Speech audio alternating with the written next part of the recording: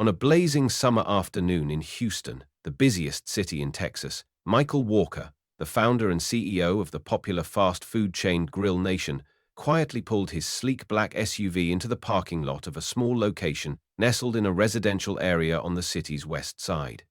He wasn't wearing a suit. No tie, no entourage of assistants, or his usual private driver. Today, he had chosen a plain crewneck t-shirt, a pair of jeans, and slightly worn sneakers. Walking beside him was his 10-year-old son, Ben, who was mesmerized by the trucks zooming past on the street, his eyes filled with the wide-eyed wonder only a city-raised kid could have. "Can I get extra fries, Dad?" Ben asked, looking up with hopeful eyes. Michael chuckled and reached over to ruffle his son's hair, something he always did whenever he stepped away from the world of tense board meetings, quarterly earnings reports, and demanding shareholders. Back into the role of a regular dad taking his son out for lunch. "Only if this place still makes fries as good as they used to, little man," he replied with a smile, though his eyes were fixed on the bold red signage above the building. GrillNation Flame Grill Goodness since 1997. This particular location was just one of over 300 stores under his name across the country. But Michael wasn't here today to check KPIs or monitor market performance. He was here for something far more instinctual and far more important: to listen. Having started his career in the kitchen, flipping burgers and manning fryers, Michael had learned early on that no financial report could tell the whole story. If you wanted to understand how a store truly operated, you had to walk in, sit down like a regular guest, and observe with your heart. The glass door swung open, releasing a wave of cool air mixed with the unmistakable smell of grilled meat, crispy fries, and something else. Something harder to name. Michael stepped inside, not as a CEO, but as a father grabbing lunch with his son. His pace was relaxed, his tone casual, but his eyes scanned everything. The energy of the staff, the mood of the customers, the subtle tension or ease behind the counter. The air conditioner hummed overhead, barely competing with the buzz of fryers and the crackle of the grill. Ben leaned into the counter curiously, already scanning the menu for the newest, limited edition burger. What Michael didn't know, however, was that this visit would trigger an internal investigation, spark an unprecedented wave of resistance from employees, and ultimately lead to the largest internal purge in GrillNation's history. What began as a father-son lunch on a quiet street in Houston would soon become the spark that reignited Michael's mission and forced an entire company to face the truth about who they had become.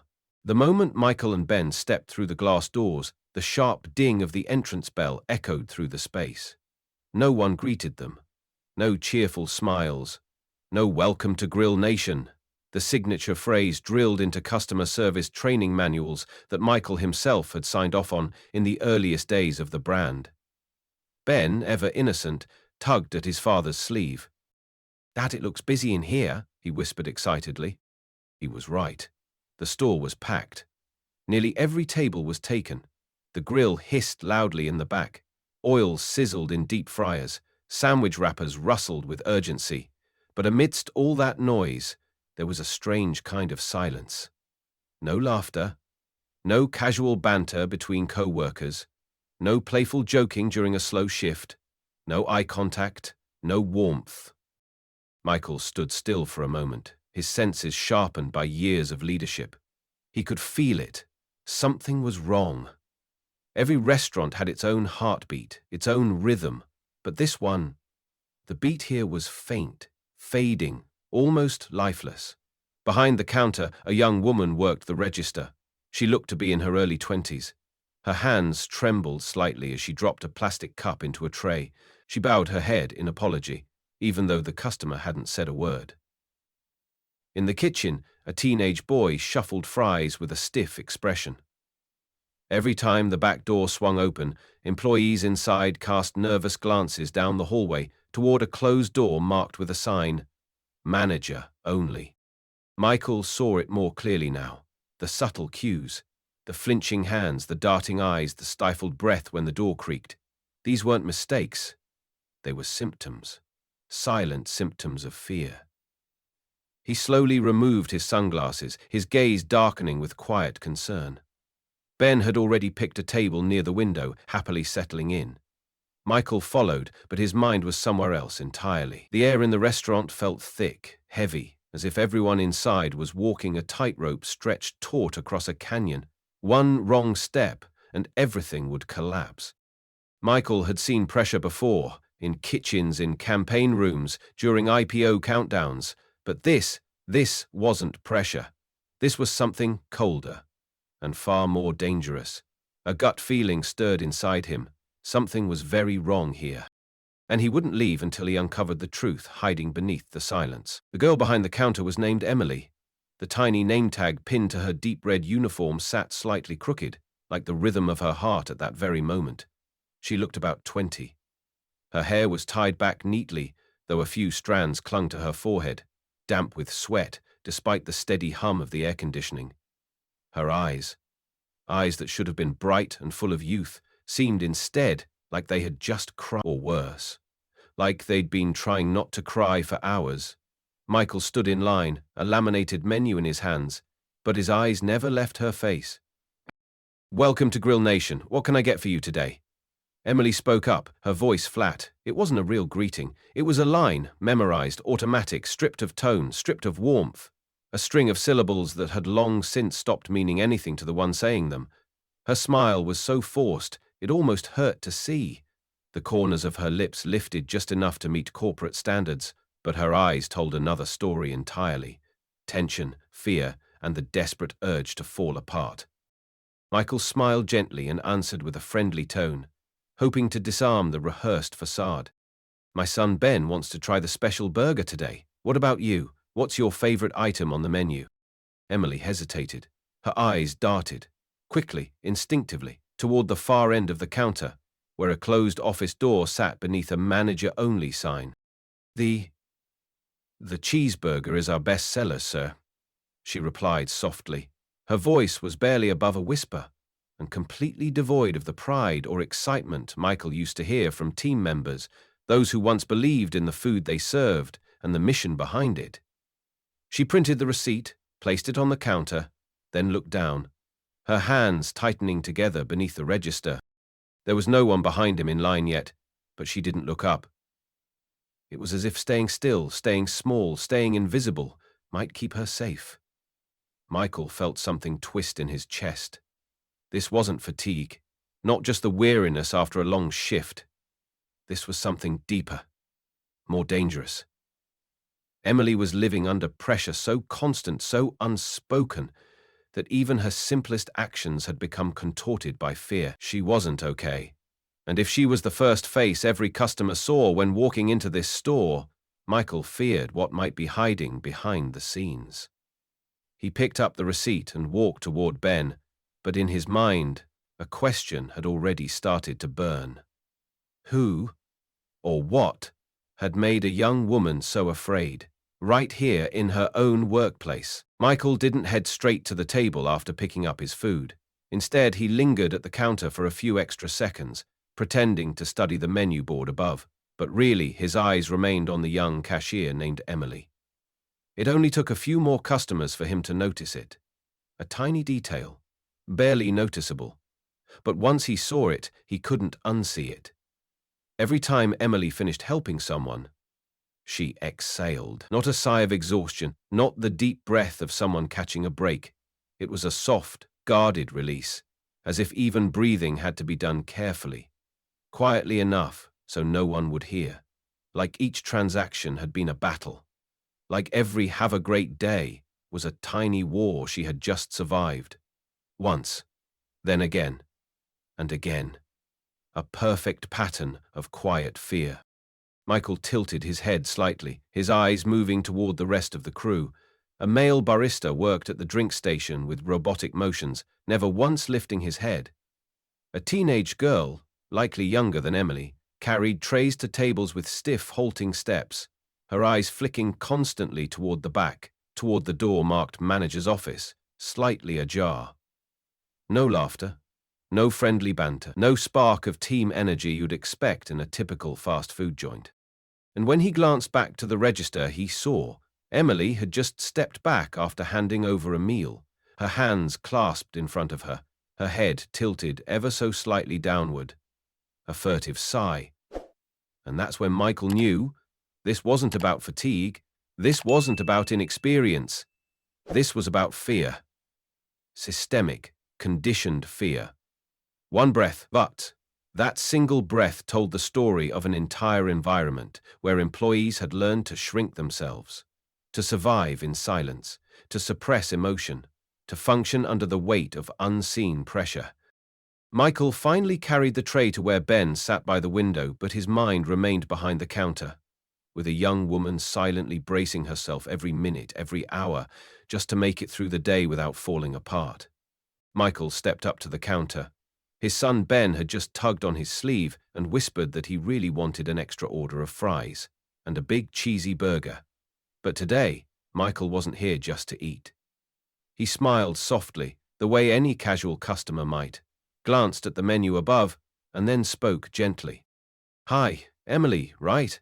Looks like it's a pretty busy day today." Emily gave a small nod, her lips stretching into a polite smile, but only her lips smiled. Her eyes remained still. Dim. "Yes, sir, it's a bit busy. Weekends usually are."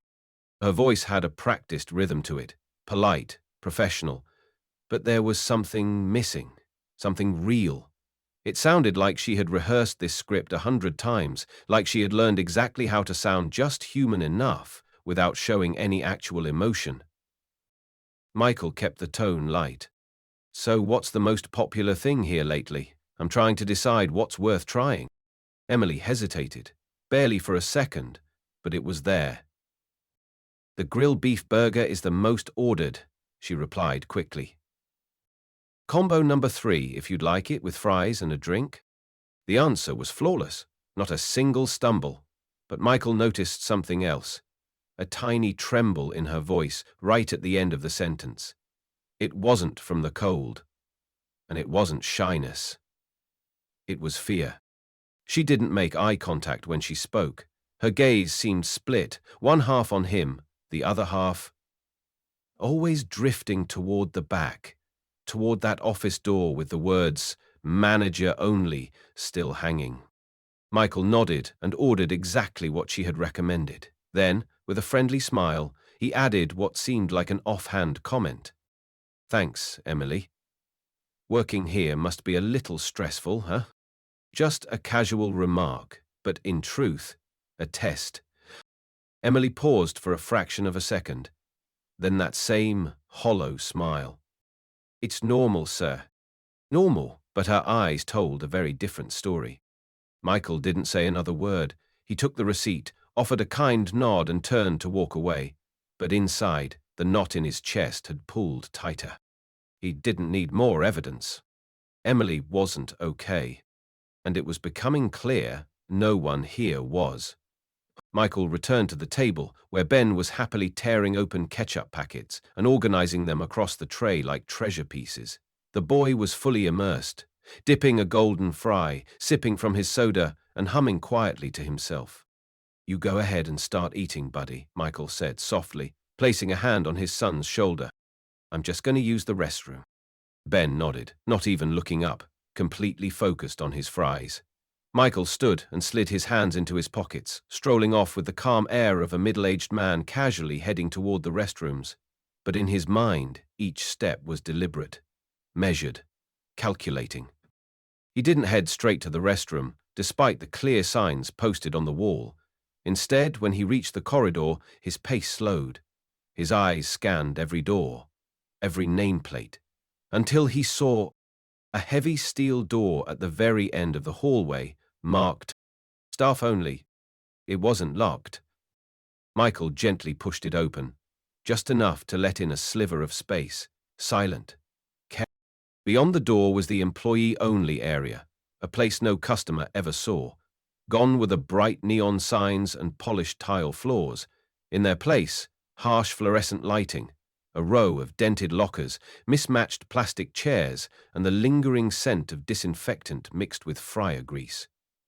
Michael stepped in, his breath held. And then, voices coming from a smaller room deeper inside. A man's voice, sharp, high-pitched. demanding. Mess up one more time and you're done. You hear me? I can have someone else in your spot by tomorrow. Michael froze. That wasn't feedback, that was a threat. He stopped beside a cinder block wall near a rack of old towels and an industrial trash bin, his back pressed lightly against the cool concrete. And then he heard the name. Emily. The words landed like a punch to his chest. Michael's heart clenched. That name, spoken with such venom, confirmed what he already feared. The man speaking was the manager of this location. And this was only the surface. The mask of politeness at the counter, the fragile smiles, the robotic greetings. It was all just camouflage for something far darker beneath. Michael had no more doubts. A culture of fear had taken root in this store. And he knew the truth wouldn't reveal itself fully unless he kept going deeper. Michael walked slowly down the hallway, toward the far end where the restrooms sat adjacent to the employee break area. A flickering fluorescent bulb buzzed softly overhead, casting a pale, tired light over the scuffed tile floor. He didn't need to use the restroom. This was an old habit. His quiet way of taking a walk through unfamiliar locations. To listen, to feel, to touch the raw truth behind every store that bore his name. And this time, something felt deeply off. As he neared the break room, its white-painted door chipped at the corners, the silver handle smudged and worn, he heard it. A voice, sharp, heavy, cruel. You think you're important. I can replace you any time I want. Michael froze in place, his back pressed to the wall, his breath caught in his chest. The voice, he didn't recognize it firsthand, but the tone was unmistakable. Authority, wielded like a weapon. That was Mark Jennings, the shift manager. Michael remembered reading a few words in his last regional report. Firm, results-driven. But this wasn't firmness. This was abuse. A soft, trembling female voice followed, trying, desperately, to remain calm. I'm just trying to do my job the best I can. And then came Mark's reply, through clenched teeth, each word sharper than the last. Best. You're slow, you make people wait, you mess up orders, you lose control. I've got a stack of applications on my desk, Emily. You're just a name, a number. A loud thud. Something slammed, maybe a fist, maybe a chair. Michael's fists clenched at his sides. He had been there once. He knew what it was like to be made to feel small, worthless, just because you weren't perfect in someone else's eyes. You want to keep your hours? Then shut up and do your damn job. Got it? Silence. The kind that makes your heart pound harder, not slower.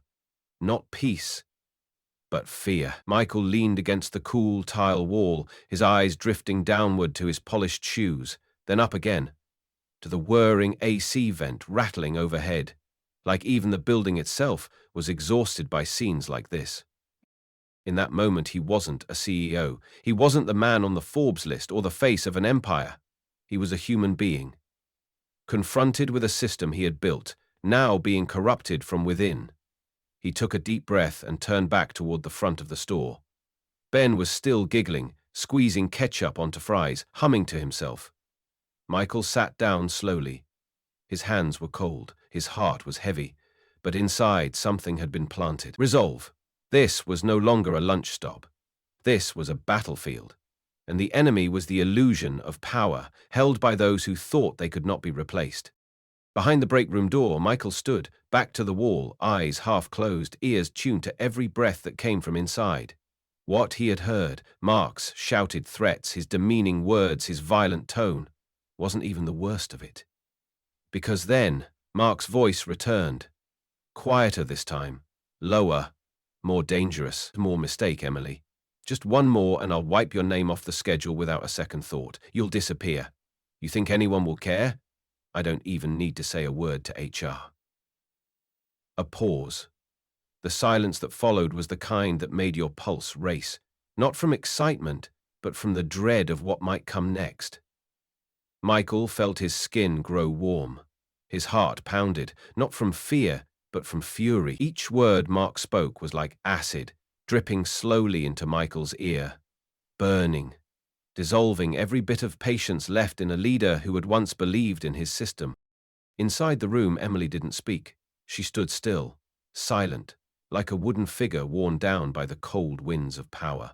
There were no tears, but there didn't need to be.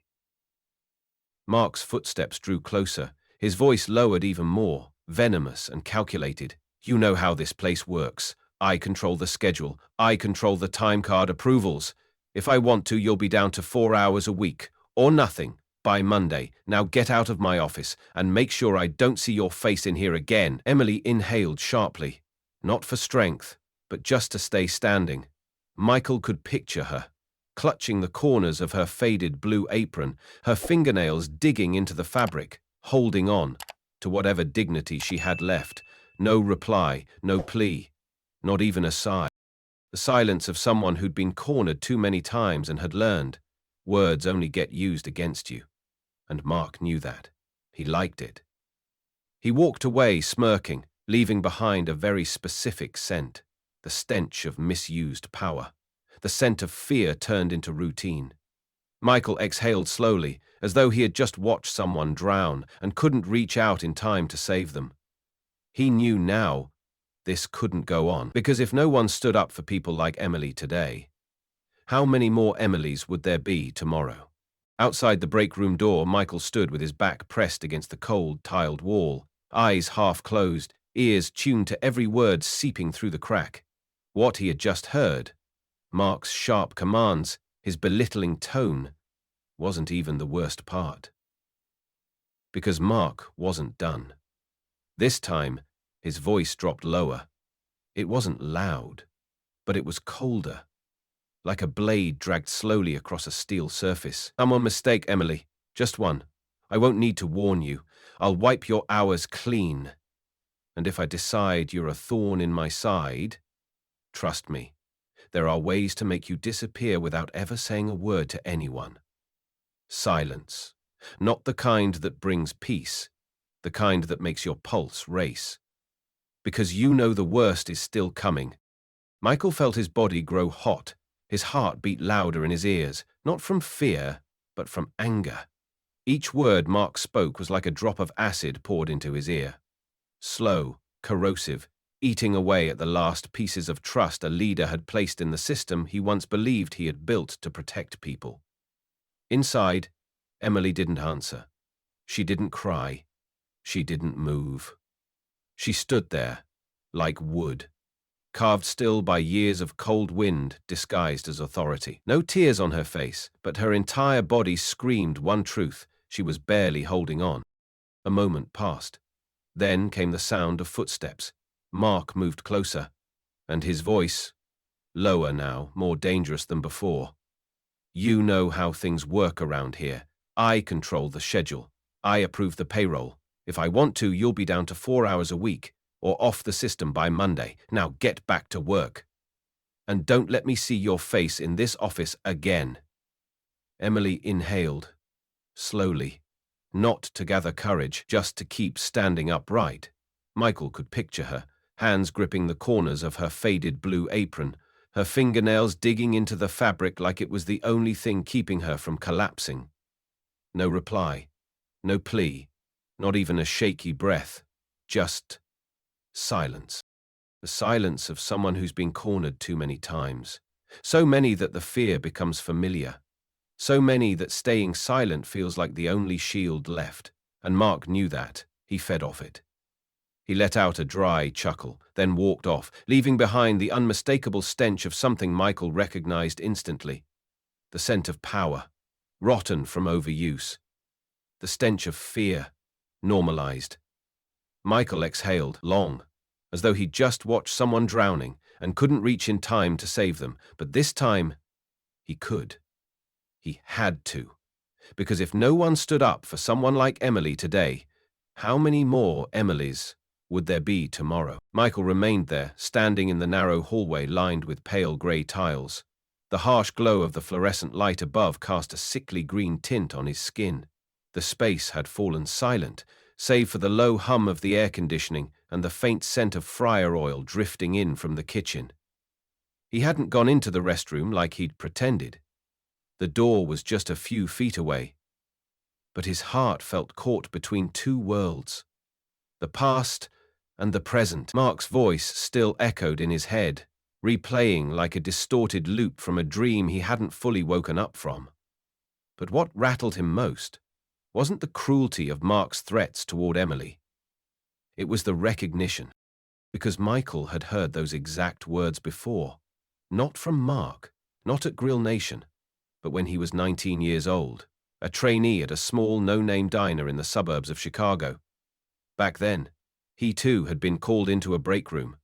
He'd been scolded for forgetting to wipe down a table at closing, called useless, had his shifts cut, threatened with termination if he made one more careless mistake. "You think you're important to this place?" the manager had sneered. "There's a line of kids outside ready to do your job for half your wage." Michael hadn't argued. He just nodded, quietly returned to the kitchen and scrubbed the grease off cast iron pans like nothing had happened. The only difference that day, he wore 2 pairs of gloves, one to protect his hands from the scalding oil, the other to hide how badly they were shaking. No one had noticed. No one had stood up for him, and no one cared. He had sworn to himself that if he ever got the chance to lead, he would never let that happen to anyone else. Years passed.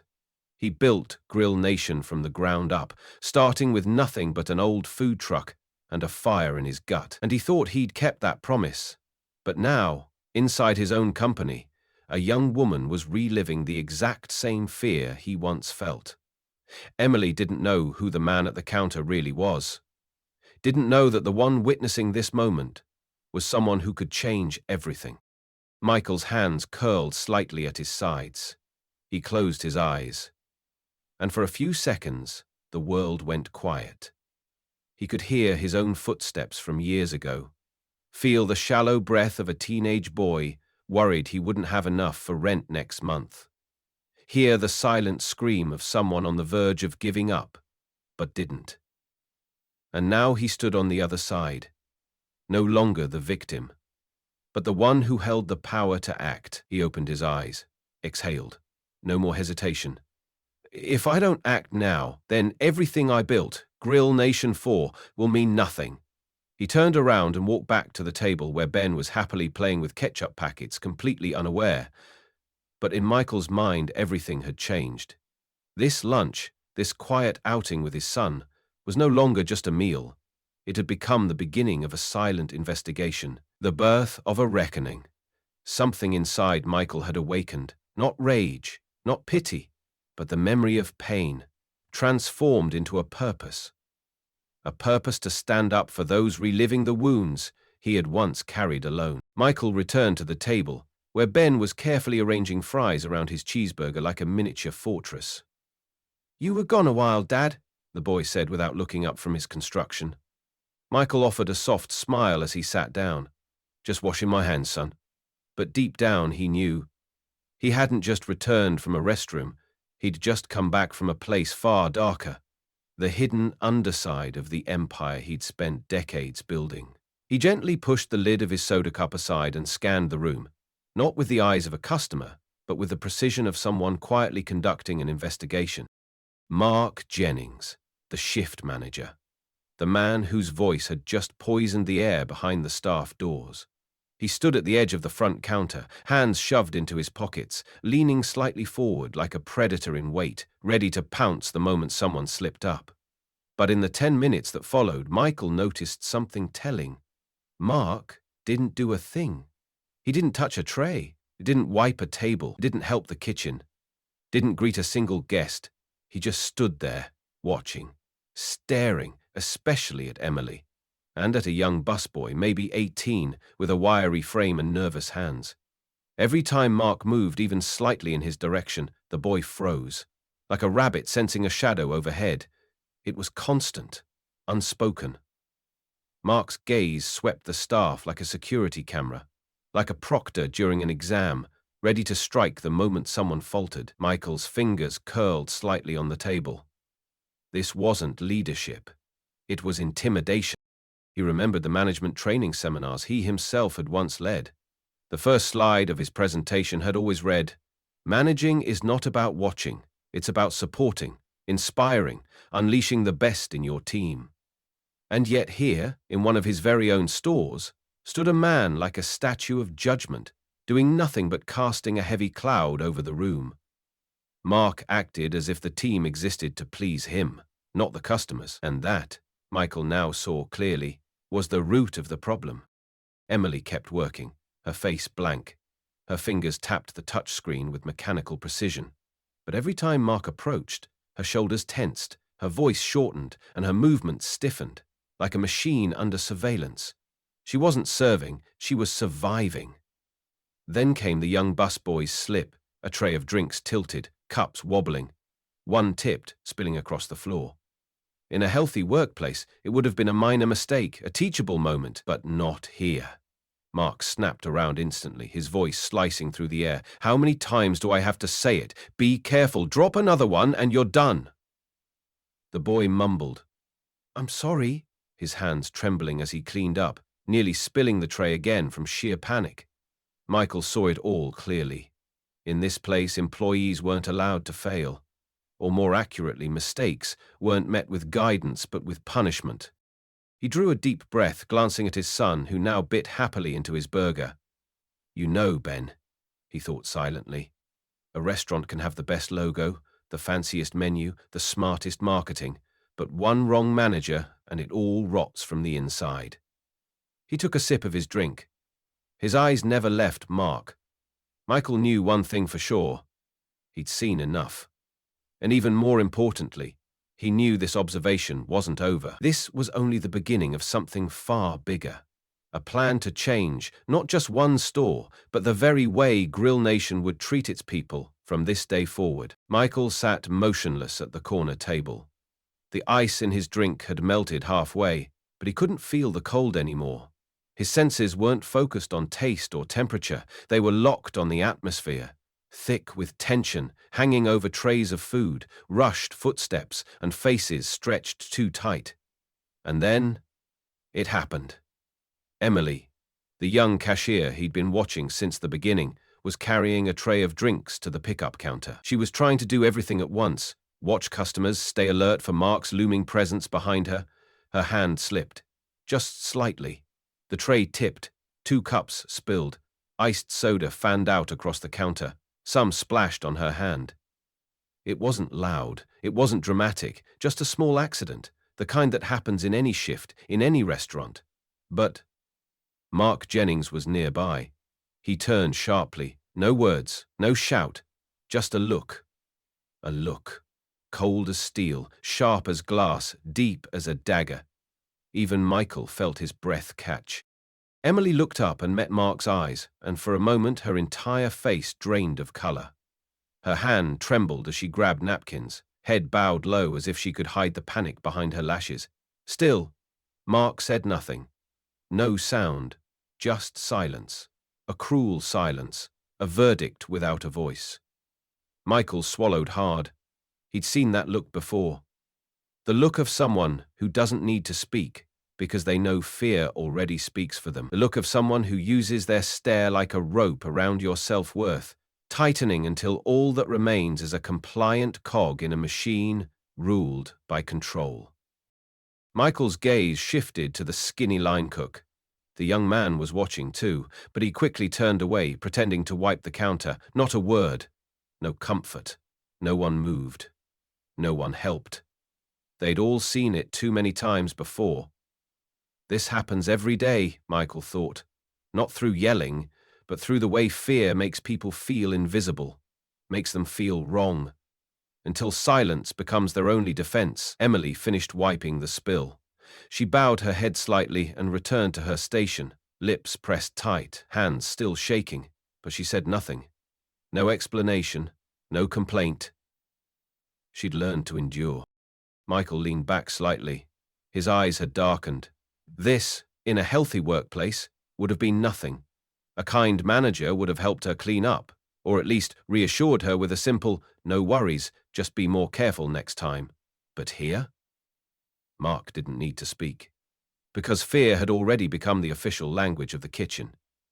Michael quietly reached for a napkin, wiped the condensation from his own hand, but inside, There was no wiping away what he'd just witnessed. He knew that if nothing was done, Emily would eventually fall into the same cycle as so many before her. Burn out, walk away, be replaced, and GrillNation, his company, would keep losing good people simply because it had allowed eyes like Mark's to live too long in the shadows. Michael had just been watching Emily quietly return to work, still shaken from the earlier spill, when something else caught his eye. A subtle movement, but one that pulled his full attention. Mark Jennings was walking toward the front register. No one else noticed. Emily was busy punching in another order. The two kitchen staff were grilling patties and wrapping sandwiches. Customers were fixated on the overhead menu screens, but Michael saw. Mark stepped up to the register, quick, precise, without saying a word. He opened the cash drawer, his fingers moved through each compartment as if doing a routine check. Then, without hesitation, he pulled out 3 large bills, folded them neatly, and slipped them into the inner pocket of his jacket. No receipt, no log, no glance around, no witnesses, except Michael. Michael tilted his head slightly, not wanting to draw attention. Quick, but not discreet enough, Mark, he thought, his eyes narrowing. As a seasoned COO, Michael had seen this move before, in undertrained branches, in stores where management felt untouchable, where someone thought they could bend the rules just a little without being caught. But he knew the truth. Rot always starts small, in habits, in silence, in unchecked moments that repeat themselves until corruption becomes part of the routine. Mark closed the register, his movements calm, as if it were all part of normal operations. Then he turned away, disappearing into the back hallway that led to the manager's office near the storage room. Michael glanced at his watch. 1:17 p.m. Just pulled cash. No entry, no explanation. No one saw it, except me. He leaned back in his seat slightly, eyes still fixed on the hallway Mark had vanished into. A slow thought looped through his mind. This wasn't the first time, and it wouldn't be the last. If Mark felt bold enough to take cash in broad daylight during a peak lunch hour, then this wasn't a risk. It was routine. And routines like this only survive in systems that protect them, or pretend not to see. Michael no longer had doubts. This isn't just a bad manager. He's a symptom of something much worse. Out front, Ben was still sipping from his soda can, innocent and smiling, playing with the straw like it was a toy. Michael looked at his son for a brief second. Then his eyes returned to the register, now calm, untouched, as if nothing had happened. If it weren't me today, that cash would have vanished unnoticed again, and tomorrow Mark would do it again. And Emily would keep her head down and endure it. Michael tightened his grip around his cup, a quiet storm gathering inside. He wasn't just in a store anymore. He was stepping into a fight, not just for a branch, but for every person being left behind by the very system he created. Michael sat quietly in the corner booth, his soda slowly losing its chill, but his thoughts growing sharper by the second. Pieces were falling into place. Every furrowed brow, every averted glance, every hurried step when Mark walked by, and now the quick, practiced theft of cash from the register. This wasn't the first time, Michael thought, and Mark, he's probably not the only one. A single act of misconduct could be blamed on personal greed, but when it happens in plain sight, mid-shift at the front register, with no one reacting, no one surprised, no one speaking up, then it's no longer a one-man crime. Michael began asking himself questions. If this has been happening often, if Mark's been doing this for a while, why hasn't anyone reported it? Why hasn't a single complaint reached HQ? And more importantly, who's protecting Mark? His mind turned to HR, to the store's financial reports, to the payroll corrections accounting, once chalked up to system errors. Maybe they were just the tip of a much larger iceberg. Mark couldn't hide this alone. He has help. Maybe the district manager. Maybe someone who oversees branch audits. Maybe even someone inside corporate. The deeper he thought, the more Michael began to see the outline of something darker, not just a bad manager, but a silent network, a complicity hidden in plain sight, a gray zone where everyone saw but no one dared speak. Michael glanced around the dining room. No one was looking at him. To them, he was just a middle-aged man grabbing lunch with his kid. But he knew the role of CEO was just beginning. This investigation wouldn't be led from an office, it would start from the inside. To break a system like this, I'll need someone on the inside. Someone who's endured it. Someone who's seen it all, but still holds on to hope. Two names came to mind. Emily, the quiet cashier with eyes full of swallowed fear, and the older man in the kitchen, stoic, seasoned, and still standing tall despite the weight around him. Michael took a sip of his drink. His eyes settled on the kitchen doorway, where steam rose and silence lingered. I'll start with him. The kitchen at GrillNation moved like backstage at a live show. The smell of grilled beef, the hiss of sizzling oil, the rhythm of a sharp blade on a cutting board, it all blended into a silent symphony of routine. But amidst the flurry of motion, Michael's eyes locked on one man, Alex. Middle-aged, salt and pepper hair cropped neatly, broad shoulders, measured steps. He didn't speak much, but every motion was precise. Experienced, disciplined, observant. Michael waited until Alex had just finished plating a fresh batch of grilled patties. Then, stepping closer, still playing the role of the curious middle-aged father, he spoke in a friendly, passing tone. "Hey, kitchen's moving pretty smoothly today." Alex turned, a little surprised by a customer starting small talk, but nodded with a polite smile. "Thanks, we tried to keep it steady." Michael glanced at the name tag. Alex Harper. "How long have you been working here, Alex?" Alex wiped his hands on a towel, answering just loud enough to be heard over the noise of the fryer. "Almost 9 years. Been through a few managers, but none quite like Mark." That sentence stopped Michael cold. "Oh? What do you mean by that?" Alex hesitated. His eyes swept across the front counter, checking, making sure Mark wasn't within earshot. "I keep my head down, show up, do my job, go home. But the last few months, things have felt off. Off in what way?" Michael lowered his voice, keeping the tone casual. Alex looked at him, really looked at him, for the first time. New hires leave before they finish their first week. Schedules get slashed with no explanation. I've seen kids work 40 hours but get paid for 25. Ask a question, they brush you off. Ask twice, they disappear. Michael's brows furrowed. The shape of something bigger was beginning to take form. "And the cash? Ever seen anything off at the register?" Alex didn't answer right away. He paused, then spoke in a whisper, as if a hidden mic might be listening. "I've seen things, but I can't prove anything. It's fast. Smooth. Looks like habit. Everybody knows, but nobody dares say it out loud." Michael looked straight into Alex's eyes. "Then why do you stay?" Alex gave a tired smile. "Without joy. 2 kids in school. Steady paycheck. It's not much, but it's enough to keep us going. And as long as someone like Emily's still here, I can't bring myself to walk away." Michael nodded. He respected that answer, but he also knew Alex needed a reason big enough to choose truth over silence. And Michael, he would be that reason. "Thanks, Alex. I'm just a customer, but hearing this, I feel like I need to do something." Alex raised an eyebrow slightly, surprised. Not many people cared enough to ask. Even fewer listened. "Good luck to you," he said quietly.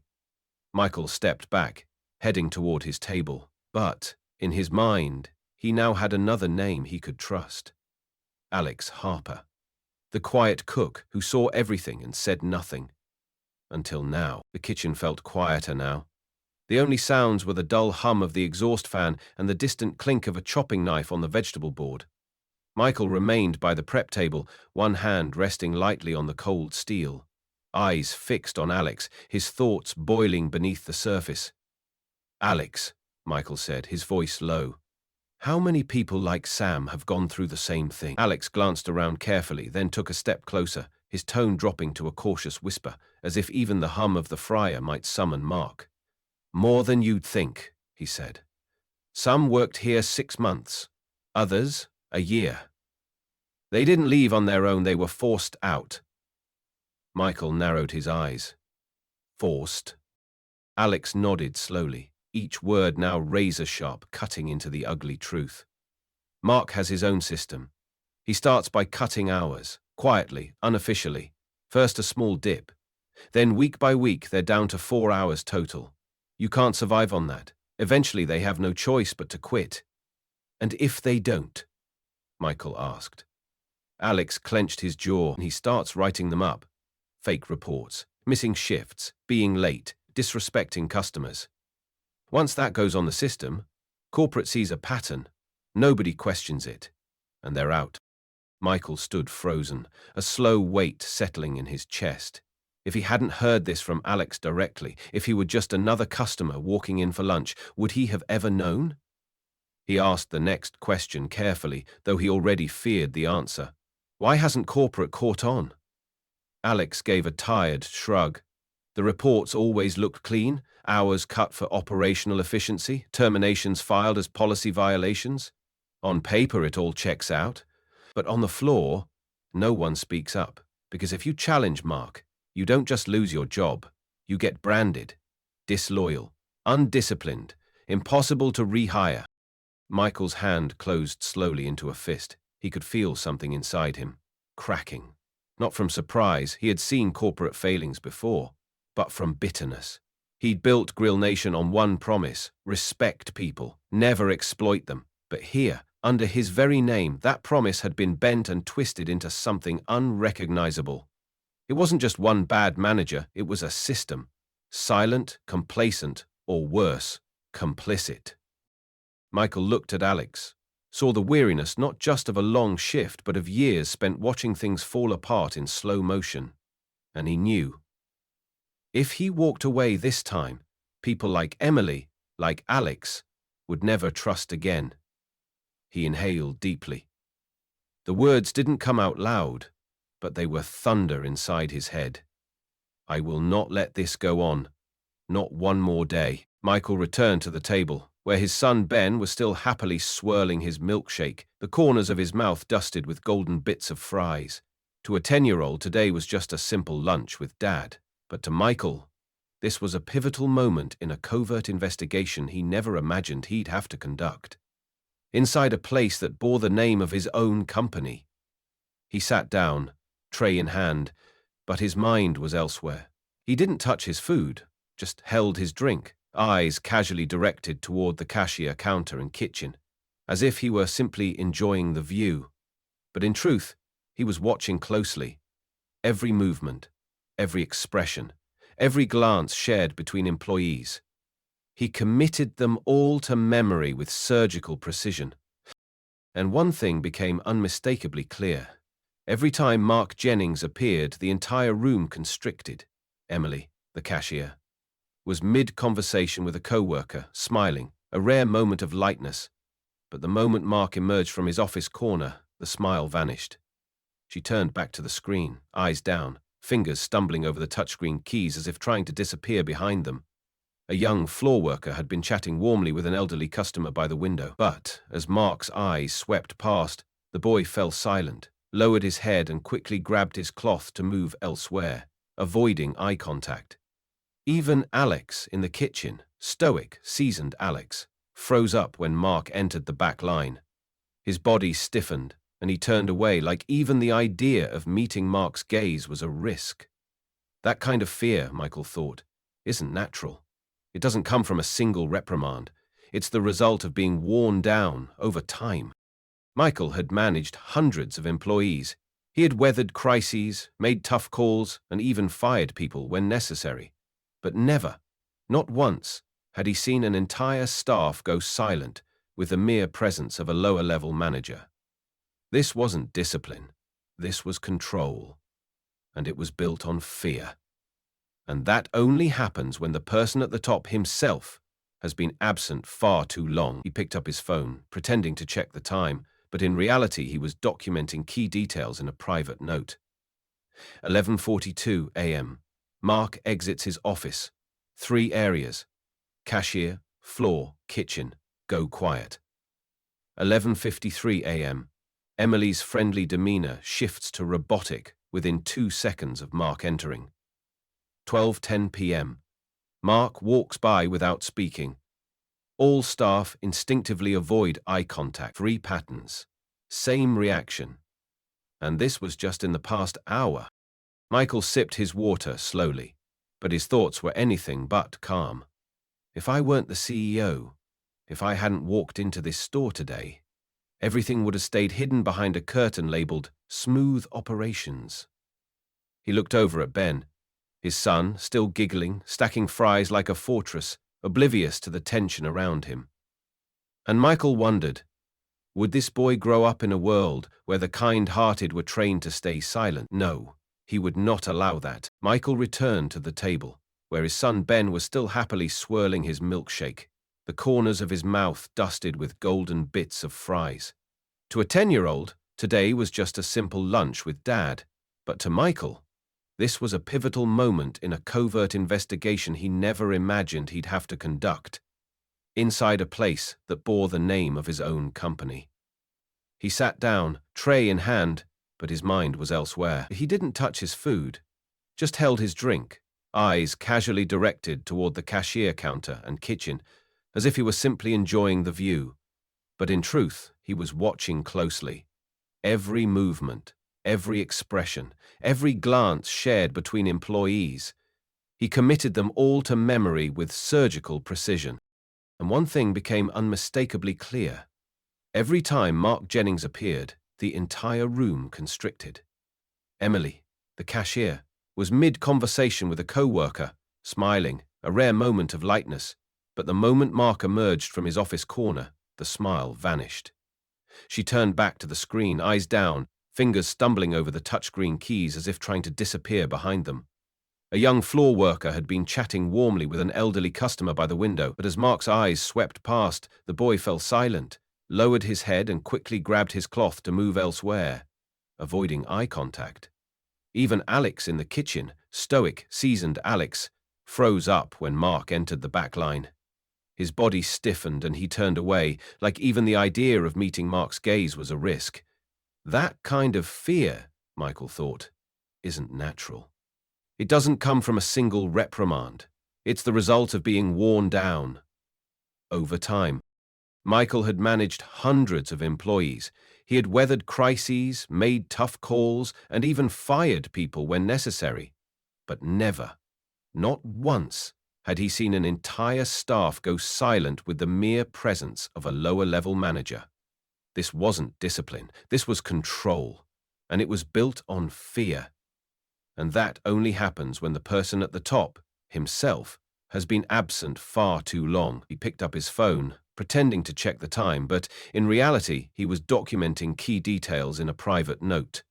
11:42 a.m. Mark exits his office. 3 areas: cashier, floor, kitchen. Go quiet. 11:53 a.m. Emily's friendly demeanor shifts to robotic within 2 seconds of Mark entering. 12:10 p.m. Mark walks by without speaking. All staff instinctively avoid eye contact. 3 patterns. Same reaction. And this was just in the past hour. Michael sipped his water slowly, but his thoughts were anything but calm. If I weren't the CEO, if I hadn't walked into this store today, everything would have stayed hidden behind a curtain labeled Smooth Operations. He looked over at Ben, his son, still giggling, stacking fries like a fortress, oblivious to the tension around him.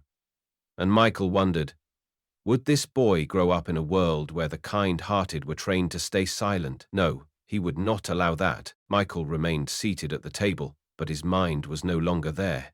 He had seen more than enough in less than 2 hours, and now a clear conclusion had formed in his head. To expose the truth, he needed someone from the inside, someone who had seen it all, someone clear-headed enough to understand and brave enough to speak up. And that person was Emily. That young cashier, barely in her 20s, had revealed far too many things she couldn't hide. The fear in her eyes, her trembling hands when typing on the register, the way she bowed her head when being scolded, and the forced smile she wore in front of customers. Michael didn't need to be a psychologist to see it. This was someone who had endured too much without ever speaking up. She knew something, maybe even knew a lot. The whispered conversations in the back, the silent colleagues as if following an unspoken rule, the glances cast at Mark, full of resentment but helpless. Michael was sure. Emily wasn't just a witness. She might be the key. He quietly watched her. She was counting receipts, momentarily away from the cashier counter to pick up a stack of paper trays. No one was with her. No one was paying attention. A rare opportunity. Michael stood up, motioned for Ben to stay put, and gently made his way toward the drink station. When he was just a few steps away, he spoke up, casually, like any customer striking up small talk. "Working here must be pretty stressful, huh?" Emily flinched slightly, turning around. She still tried to put on a polite smile. It's just normal, sir." Michael smiled, not pushing, but not backing away either. "I used to work in this industry when I was younger. I recognize the look in someone's eyes when they no longer feel safe. You have that look." Emily paused. Her hands holding the tray tensed slightly. She looked down. Then she spoke very softly. "Thank you for noticing, but I'm just trying to do my job well." Michael nodded, keeping his voice calm. "And you're doing it very well. But no one deserves to be treated the way I've seen you treated today." Emily looked up, her eyes slightly red. "You saw that? Just a small question." But it was confirmation. A key turned. Michael slowly nodded. "I didn't just see it. I understand, and I want to help. But to do that, I need someone willing to tell everything. From the inside." Emily was silent. A storm of internal conflict played out inside her. Should she trust or not? Could this man actually do anything, or would it only make things worse? But then she looked into Michael's eyes. There was no pressure, only trust. I don't know where to start." Michael rested his hand on the counter, not touching her, and spoke in the calmest voice he had. "Just start with the thing that hurt you the most." Michael stood by the drink counter, his hand lightly touching a plastic cup, but his mind was entirely focused on the person across from him. The young cashier with a cautious gaze and slightly hunched shoulders, as if ready to defend herself. Emily had just stepped over to restock the cup trays, and he knew this was a crucial moment. No rushing, no probing. Michael simply turned toward her and asked in a gentle, conversational tone, "How long have you been working here?" Emily didn't look directly at him, just glanced briefly before lowering her gaze to stack the plastic cups. Almost a year," she replied. A simple, short answer. But her voice carried a tone Michael knew all too well, exhaustion hidden beneath politeness.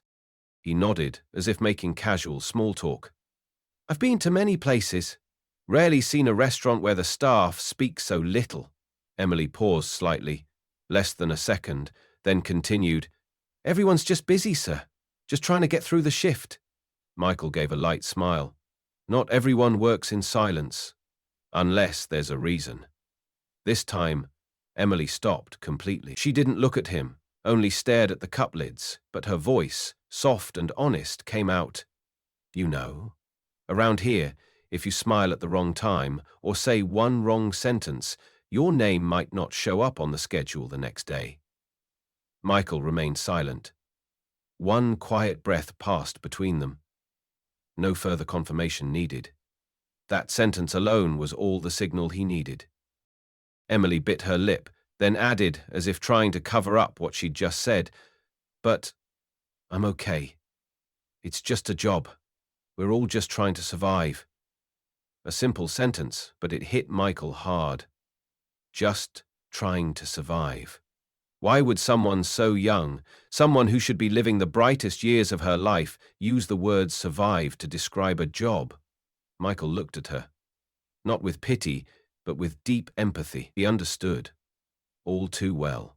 Because in the past, he too had swallowed his anger, faked smiles, stayed silent, just to keep a few hours on the weekly schedule under a harsh manager. "No one should have to survive at their workplace," Michael said gently. "A good job is where you're respected, not where you have to endure." Emily sighed. She turned slightly to face him for the first time during the whole conversation. "You're right, sir. But speaking up, Sometimes it's more dangerous than staying silent." Michael didn't respond immediately. He simply set his drink down on the counter and replied in a calm, steady voice, "If there ever comes a time when you don't want to stay silent anymore, I'll be here to listen." She didn't say anything, but her eyes, for the first time during their talk, softened.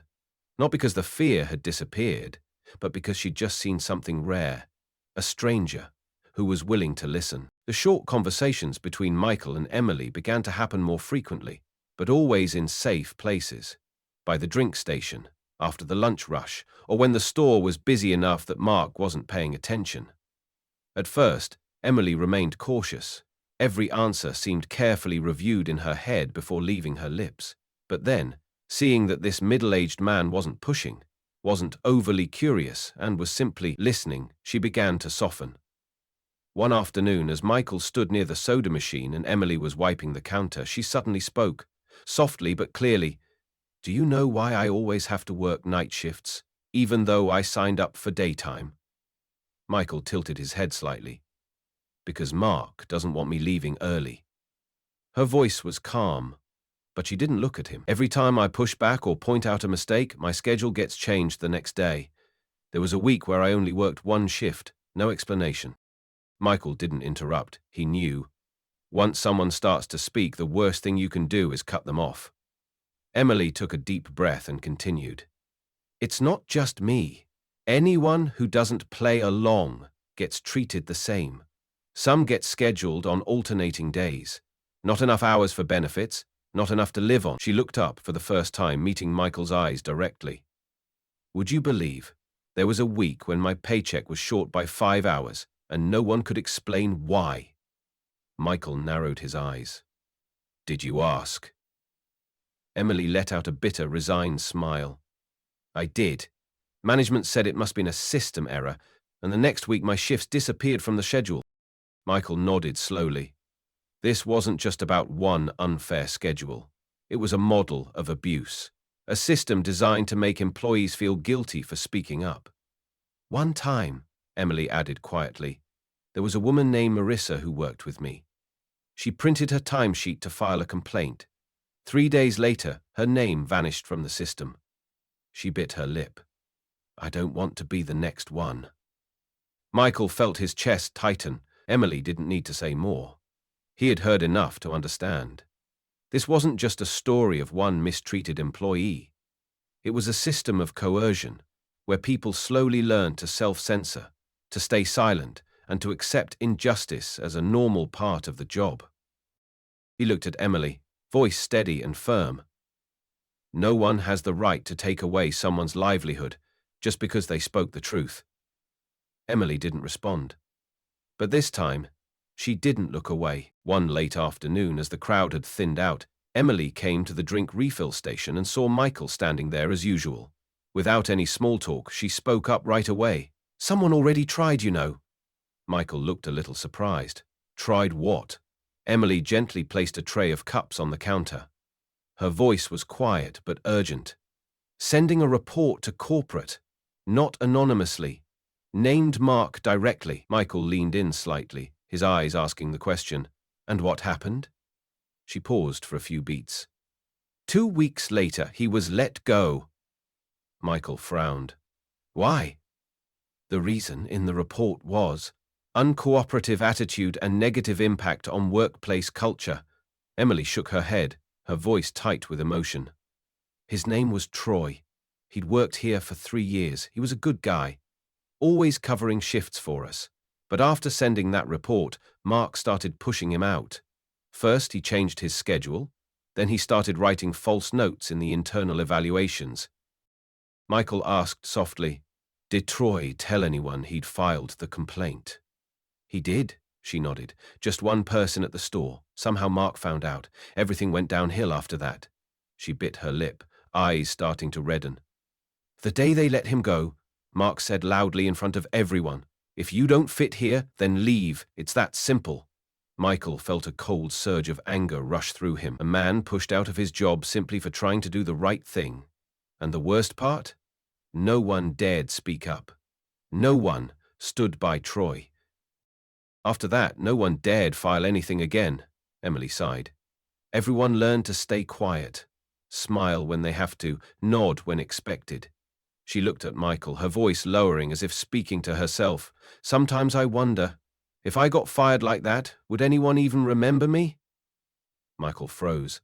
That question, small as a whisper, cut deeper than any shout. No one should have to ask that at work. No one should feel invisible just because they refuse to go along with someone in power. You shouldn't be the one bearing that, Michael said gently. And Troy, he shouldn't have had to leave in silence. Emily didn't answer, but for the first time a tear slipped down her cheek. Not out of fear, but because someone had finally said what she had kept locked inside for so long.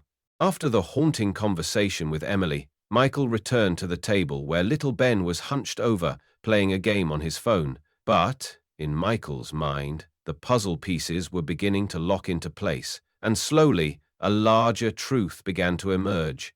The problem wasn't just Mark. Mark manipulated shift schedules, intimidated employees, and even pocketed cash in plain sight like it was normal. But what truly sent a chill down Michael's spine was this. There had been no feedback from upper management, no surprise inspections, no consequences. Mark couldn't have maintained such a corrupt system on his own, not unless someone above him had deliberately looked the other way. Michael pulled out his phone and logged into GrillNation's internal management system using his CEO credentials. He checked the most recent oversight activity for this location. There hadn't been a single inspection in the last 8 months. Impossible. By company policy, each location was supposed to receive at least one anonymous evaluation or surprise audit per quarter. For a branch to go nearly a year without monitoring was highly abnormal. Next, he pulled up Mark Jennings' personnel file. It was too clean. No disciplinary notes, no employee complaints, performance ratings marked excellent across the board. Michael frowned. If what Emily and Alex said was true, and he believed it was, then the record had clearly been tampered with. Then, one familiar name kept appearing in the approval section. Douglas Harland, Southern Region Operations Director. That name wasn't new. Douglas had once been nominated for the vice president role, but was removed after suspicions arose about financial irregularities in the Florida branch. Michael muttered under his breath. Could he be covering for Mark? A quiet sense of betrayal crept in. He had trusted the system he built. He had believed his leadership team would uphold ethics and integrity.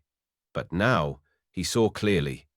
Someone high up was turning misconduct into a silent norm. And if he only fired Mark, the system would simply produce another Mark. This was no longer about one store. Michael sat up straighter. He was no longer just another customer, not just a father out for lunch with his son. In this moment, he was the CEO of GrillNation. And he had just discovered a dangerous flaw eating away at the empire he spent years building. The Houston sky turned increasingly gray. While Ben happily finished off his milkshake, Michael quietly stood up, pulled out his phone, and stepped outside the restaurant, where the wind had begun to pick up, as if signaling a storm was coming. He dialed the number of David Langston, GrillNation's chief financial officer. The one person in the leadership team Michael trusted more than anyone else. David picked up after 3 rings. Michael, everything okay? You don't usually call me on weekends. Michael glanced around, lowered his voice. I'm at a location in Houston. Something serious is happening. David went silent. I need you to pull the full financial reports from this branch for the past 6 months. I also want the clock-in and shift records for every employee. Especially for one person. Mark Jennings. Mark? The floor manager, right? Let me check. Michael cut in. I don't want you to just check casually. I want to know revenue, expenses, shift reports, actual logged hours, and any edits to wages or cash transactions. I also need to see who approved each report in the system. David exhaled, his tone shifting to one of focus. Something wrong? Michael paused for a beat, then answered clearly. I just saw Mark pull cash straight from the register without logging it. I overheard him threatening to cut shifts and fire staff, and from what I've gathered so far, This might be part of a coordinated internal manipulation that's been going on for months, if not years. David went quiet, longer than usual. You think? Someone higher up is covering for him? Michael nodded, though he knew David couldn't see it. I'm certain. There's no way Mark bypassed our audit system alone. Someone inside is protecting him. And I want to know how many of his reports were approved without cross-checking. David didn't hesitate. I'll access the system and pull everything. But Michael, if what you're saying is true, we're not just dealing with fraud, we're looking at a coordinated system of abuse. Michael's voice dropped low. I know. And I need you with me on this, David. When this comes out, there'll be people trying to bury it. I need you to uncover the facts before they erase the evidence. David's reply was short but solid. A commitment. You have me. I'll call you back within the hour. Michael ended the call and stood silently, staring back at the restaurant, where warm yellow light shone through the glass, reflecting the silhouettes of people working hard, unaware of the dark secrets about to be uncovered. The investigation had begun, and there was no turning back. Just over an hour later, David Langston called back. This time, his voice over the phone no longer carried its usual calm, but instead a subtle edge of tension. The kind you hear from someone who's just uncovered something they didn't quite believe at first. Michael, I went through all the internal data, HR records and branch reports from the last 3 years, and you were right. Dead right. Michael stood on the roadside, the golden light of sunset sliding across the windows of his SUV, where Ben was waiting patiently. Tell me, he replied, eyes locked on the restaurant. David began listing details. Mark Jennings previously worked in San Antonio, Dallas, and Austin before being transferred to the Houston branch. Michael nodded slowly, his gaze sharpening. And all 3 of those branches, David continued, had the same pattern. Actual revenue was consistently 15–20% lower than the regional average, but supply purchases and operating expenses didn't decrease at all. More specifically, there are multiple expenses tagged with vague labels like temporary adjustments, emergency repairs, employee support, but there are no specific receipts. It's almost identical to what Mark is doing here. Michael gripped the phone a little tighter. He knew this feeling, when scattered puzzle pieces begin to lock into a clear, damning picture. Who authorized Mark's transfers between these locations? Michael asked, his voice cold. David took a breath before answering. Ronald Price. All 3 transfers were signed off by him. The regional director of the Southern Division. Michael paused, stunned for a moment. Ronald Price, a man once praised as the fixer, the guy you sent to clean up underperforming stores. But now, it seemed Ronald wasn't cleaning up messes, he was creating them. You're sure? Michael asked. I checked the digital signatures and HRIS approval logs. It's airtight. Ronald approved all 3 transfers, and each one came right after the previous branch started getting internal complaints. Michael didn't say anything for a moment. Through the glass of the restaurant, he could see Emily still behind the register, trying her best to smile at a customer, though her shoulders sagged under the invisible weight. A young woman caught in the gears of unchecked power and injustice. Finally, he spoke. So it's not just Mark. Ronald is the one planting him in these positions to keep this dirty machine running.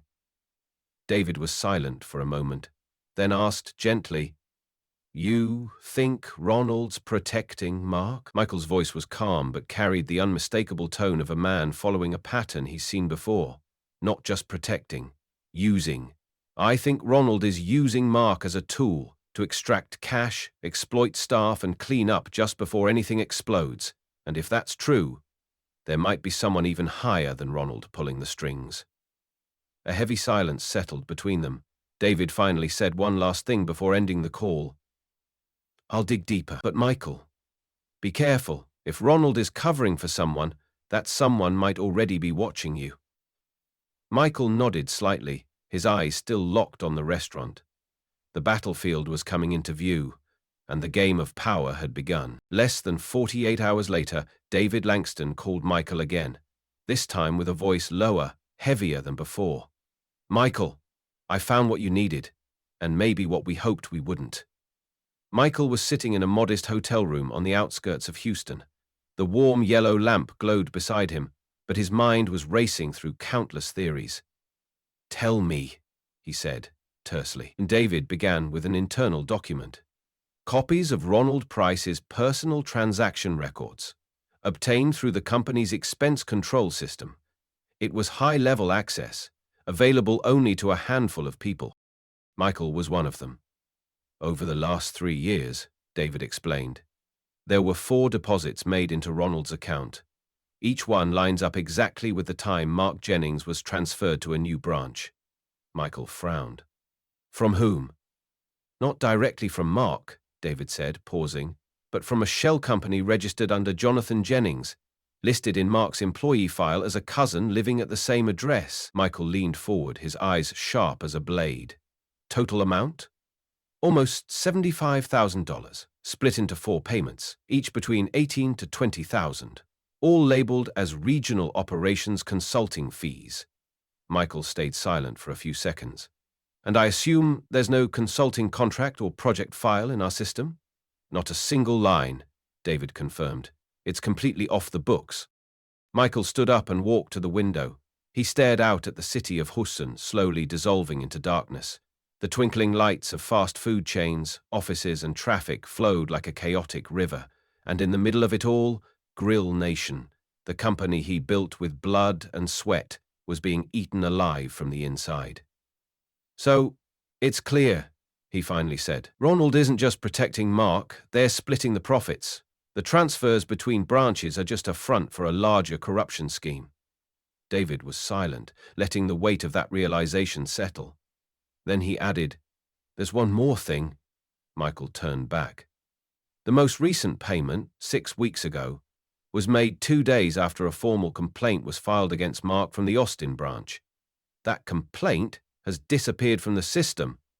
No response, no case ID, no trace. Michael closed his eyes for a brief second. This wasn't just a matter of theft, it was systemic rot. A machinery designed to erase whistleblowers, reassign travel makers, and eliminate anyone who threatened to expose the truth. David, he said slowly, each word like a nail in concrete. I want a full trace of Ronald's transactions for the last 12 months. Who's sending money? Who's receiving it? Both inside and outside company systems. And one more thing, Michael added. Find out who approved Ronald's unrestricted control over regional HR operations. If someone at the top helped him, I need to know who. I'm on it, David replied. Michael ended the call. His eyes no longer held doubt, only resolve. Mark was the enforcer, Ronald was the coordinator, and somewhere at the top of the pyramid, someone else was pulling the strings from the shadows. Michael knew. He couldn't stop now. The weather in Houston that day wasn't particularly hot, but the air inside GrillNation Branch 47 was growing stifling by the minute. Michael Walker stepped through the glass door, dressed in a modest suit. No baseball cap, no quiet eyes of a hidden observer. Not today. Today, he didn't come to watch. He came to act. The restaurant was bustling with the usual lunch rush, the crackle of fryers, customers placing orders, doors opening and closing. But just minutes later, everything went silent as Michael clapped his hands 3 times, sharp and decisive. I need all employees to gather up front. A few workers exchanged puzzled looks. Mark Jennings emerged from the back, squinting. Excuse me, sir, you are... Michael didn't answer right away. Instead, he pointed to the wall, where a photo of the company's leadership team was displayed, with a caption beneath it, Michael Walker, founder and CEO, GrillNation, Inc. Mark froze. The employees gathered slowly. Confusion shifted into stunned recognition. Michael didn't need a microphone. His voice was calm, but it rang out clearly. I'm Michael Walker, the founder and CEO of GrillNation. A ripple of murmurs spread through the room. I visited this location as an ordinary customer, and what I saw, what I heard, and what I later confirmed cannot be ignored. He pulled a folder from his case, copies of financial statements, transaction records, and reports from staff members that had been removed from the system. He held up several pages. This is evidence showing that Mark Jennings, shift manager of this branch, has unjustifiably cut employee work hours, filed false reports to terminate staff, withdrawn cash from the register with no documentation, and is involved in multi-branch corruption totaling tens of thousands of dollars. The room was stunned. Emily covered her mouth. Alex clenched his fists. No one spoke, because no one needed to. The truth was finally out. Mark's face flushed red. He stammered, grasping for excuses. This is a setup. I was just following protocol. Michael stepped forward, his gaze like ice. What protocol allows you to take cash from the register? What policy gives you the right to crush people for refusing to bow their heads? Mark looked around. No one defended him. Not Emily, not Alex, not the silent staff who had once avoided his gaze. Now, they stared back without fear. Michael delivered the final blow. Mark Jennings, you are hereby suspended immediately. All evidence will be handed over to the company's legal department. No one objected. No one stood in his way as Mark turned and disappeared into the back to gather his things. A young staff member whispered, "I thought he'd never be touched." Emily began to cry. Not from fear, but from freedom. Michael turned to address the entire team. If any of you have ever been treated unfairly, today is the day to speak up. There will be no more Marks. And I promise you, no one will ever threaten you again. In that moment, the air inside GrillNation 47 shifted, as if someone had opened a window that had long been sealed shut. The silence that once hung over the team had cracked. The fear that once controlled them had lifted. Michael looked at the faces of the workers, tired but brave, and felt something rise inside him. This wasn't just about cleaning house. This was about rebuilding trust. And today was only the beginning. The room seemed to fall silent for a few long seconds after Mark Jennings exited the restaurant. The soft click of the closing glass door echoed like the final punctuation mark at the end of a long, dark chapter. No one spoke. A few employees glanced at one another, as if to confirm, this really just happened. And then Emily stepped forward from the front row. The young cashier who had quietly endured long shifts, harsh reprimands, and evening walks home with tears clouding her eyes, now stood tall, her gaze fixed on Michael Walker. I've worked here for almost a year, Emily began, her voice still trembling slightly. I used to think I didn't deserve respect, but today I realize I wasn't wrong. She took a deep breath. Thank you, sir, for believing in your employees, even when we stopped believing in ourselves. The first clap came from the back of the store, then another, then a rising wave like a tide of release. Alex, the veteran cook, was the next to step forward. He wasn't a man of many words, but today his face held a gravity that silenced the room. He slipped off his kitchen gloves and walked to the front. I've been here 6 years, and I used to think staying silent was the only way to survive. But now I see speaking up is the only way to live with dignity. Another hand went up, a young boy who worked night shifts, then a petite girl from the drink station, then the elderly cleaner with graying hair and tired eyes. One by one they stepped forward. One by one their stories poured out, like a dam finally broken. They cut my hours for 3 months and never told me why. I saw Mark pocket cash but was too scared to say anything.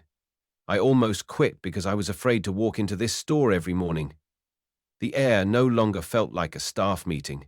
It felt like a release, a collective exhale after years of holding it all in. It was a moment of liberation, where silence shattered and trust was slowly reborn. Michael stood still, listening to every word. His face wasn't that of a cold CEO. It was the face of a father. A man who had been through it all. A man who now stood quietly, listening as his people, his team, found their voices again. He didn't interrupt. He didn't rush them. He just nodded again and again, and with every glance, his eyes said what they had never heard from anyone in management. You deserve to be heard. Silence wrapped around the room like a thick blanket. But this time, it wasn't the silence of fear. It was the silence of unity.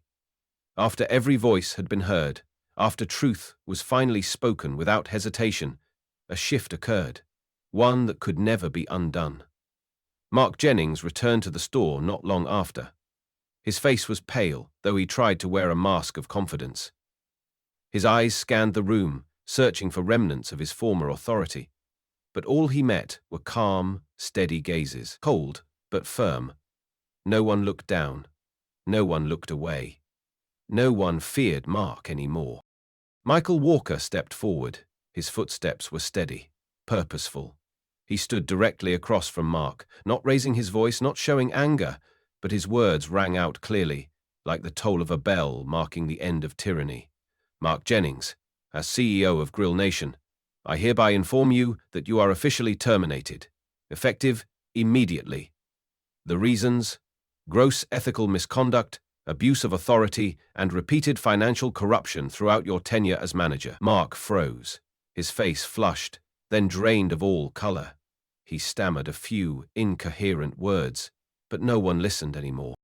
Emily stood quietly at her station, her eyes no longer filled with fear, only relief. Alex stood beside her, arms folded, like a silent wall defending the dignity of the entire team. The other employees said nothing. But their presence spoke louder than any words. They stood as one, a quiet front line that could no longer be broken. And Mark understood. This was the end. He turned away without a word. His shirt clung to his back with sweat. His shoulders, once puffed up with arrogance, now slumped like a fading shadow. No loud footsteps stomping down the hallway like before. Just silence. And then a collective exhale. As the door closed behind him, the room remained still for a few more seconds. Then, applause. Not loud, not dramatic, just simple, sincere clapping. A quiet declaration. The old era is over. What happened at the Houston branch wasn't just a single termination. It was the spark that ignited the largest internal reckoning in the history of the GrillNation restaurant chain. Just hours after Mark Jennings was fired on the spot, Michael Walker convened an emergency meeting with the company's senior executive board. This wasn't just another roundtable filled with polished slides, vague reports, or carefully worded denials. This time, he came armed with evidence and righteous anger. Inside the main boardroom at headquarters, top executives sat across from him, faces heavy with concern as Michael laid out the details. Manipulated work hours, stolen wages, misappropriated cash, abuse of power, and above all, a pattern of corruption protected and perpetuated by someone even higher up. All signs pointed to one man, Ronald Price, regional director, the same man who oversaw every one of Mark's transfers, the same man who, records showed, had received multiple internal payments from questionable sources. Michael slammed a set of printed statements onto the table. These are records of the payments Ronald received, one just 24 hours after Mark was moved from Dallas to Houston, and two more before that. Silence fell like a heavy curtain. James Carter, a longtime member of the board, slowly nodded. He looked Michael in the eye and finally spoke. "We can't cover this up. Not anymore." Shortly after, Ronald was summoned for a disciplinary hearing. But this time, there was no room for excuses. The documents, testimony, and digital trails laid bare the truth. The meeting ended with a unanimous decision. Ronald Price was terminated immediately. But Michael wasn't done. He announced the launch of a sweeping reform effort across the entire GrillNation system. A newly established independent ethics office, allowing any employee to report misconduct without fear of retaliation. Transparent financial auditing to eliminate the loopholes that had been quietly exploited for years. Mandatory ethical leadership training for all mid-level and senior managers. And most importantly, a company-wide cultural shift toward fairness, accountability, and respect, from the smallest store to the corporate headquarters. Standing before the full board, Michael's voice was firm, his gaze unwavering. If the system once enabled the wrong people to thrive, then it's the system that must be rebuilt from the ground up. The reckoning had begun, and this time, no one would be left untouched. 3 months had passed since Michael Walker exposed the string of misconduct at the Houston branch, and in those 3 months, GrillNation had transformed. The reforms he'd put in place began to take root. Voices once silenced were now being heard. And in Houston, where it all began, a new atmosphere had taken hold, clearer and brighter than ever before. That afternoon, Michael returned to the same GrillNation location with his son, Ben. No disguise, no investigative intent, just a father and son out for lunch like any other customer. But the moment they stepped through the door, Michael could feel the change. Laughter behind the counter, a staff member helping an elderly customer carry her tray. There was no tension in their steps, no fear in their eyes. Each person here was simply doing the job they loved, without having to brace for emotional impact every day. And at the front counter stood a familiar face. Emily. No longer the timid, weary cashier with a quivering voice. Today, she wore a fresh new uniform, a name tag that read Shift Manager, Emily Hayes, and a genuine smile across her face. "Back again, huh?" she beamed, calm and confident. Michael smiled back. "Just here to eat this time, no investigations." Emily laughed, then turned to Ben. "You ordered extra fries last time, right?" "Today's on me." Ben lit up, and Michael just watched, proud, relieved, moved. Behind the kitchen line, another familiar figure was at work, but in a new role. Alex, once the quiet cook in the back, now stood tall as regional trainer and supervisor. He was showing a group of new hires how to sort food trays, smiling, pointing, encouraging, his eyes no longer tired, but full of quiet purpose. Michael and Ben took a seat by the window. Lunch was served. They ate. They chatted. No more secret glances, no more listening in. Today, Michael was just a customer. But when he looked up and saw Emily encouraging a nervous new employee, saw Alex laughing with his team in the back, he knew this was an ordinary lunch in a place that had become extraordinary. GrillNation had changed, not because of a flashy campaign, not because of money, but because someone decided to listen, then to stand up. One person saw injustice and chose not to look away. Michael glanced at his son, still happily munching on fries, then leaned in and whispered, "Hey, buddy, if one day you see someone being treated unfairly, I want you to remember this. Never stay silent." Ben paused, looked up, and with more conviction than when solving a math problem, replied, "I promise." And that's how a simple lunch became the ending to one journey and the beginning of another. Injustice doesn't always shout. Sometimes it happens quietly, in a restaurant, at work, or in the everyday. And sometimes it takes just one person choosing not to stay silent to change everything. So, if it were you, what would you do if you saw someone being treated unfairly? Would you speak up? Or walk away like nothing happened? Leave a comment. We want to hear your voice. And if you believe that justice, kindness, and truth deserve to be heard, like, subscribe, and share this video. Because maybe, just maybe, it'll change someone's world right now.